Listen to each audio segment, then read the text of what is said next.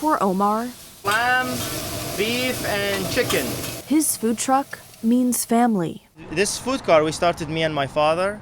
For the past 13 years, That's the most popular dish. he's served Mediterranean food This is what's called the Euro District. on Southwest 3rd Avenue and Washington Street. We opened other locations, but this is the ones that means a lot to us, at least. Despite the many challenges of doing business in downtown Portland, There has always been this idea of regulation and rules. this week, the site's property owner, Downtown Development Group, sent this letter to Portland Mayor Keith Wilson, warning that 2 sites could close as early as September, the pods on Southwest 3rd in Washington and Southwest 2nd in Oak. The letter says costly city-required upgrades, including sewer connections and grease trapping systems, are putting the future of the pods at risk. There is no public sewer. Since 2013, we've always had a service to remove the gray water. A city spokesperson tells KGW connecting to the public sewer system protects the environment and the public by reducing wastewater spills. The property owner writes, Portland pod site owners are effectively facing the dilemma of building a permanent restaurant-like pod site for a temporary use or closing.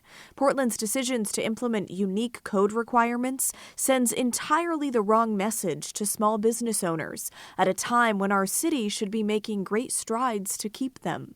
I got family to feed. I got my family in Mexico. I have my family here. That means a lot for me. I think it's terrible. You know, these people are trying to make a living. Obviously, we will be sad. The property owner now asking the city for alternative ways to keep these small businesses downtown. Well, I don't know what I would do. At least my employees, they probably have to find a different job, and it's a difficult time. The city adopted new food cart pod requirements around sewer hookups and grease traps back in 2020. Now, over the past 3 years, they sent notifications to the sites that were not in compliance.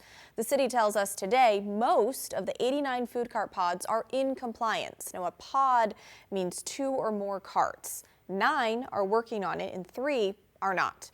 There are about 250 single carts in Portland not subject to these regulations. Now, it's important to note these regulations are placed on the property owners, not the food truck owners, since it is the property owners that have the responsibility for site conditions. The food truck owners are just left feeling the side effects. But now we want to hear from you. Do you have a favorite food cart in one of these pods? Maybe you run a cart and have opinions about the city's regulations.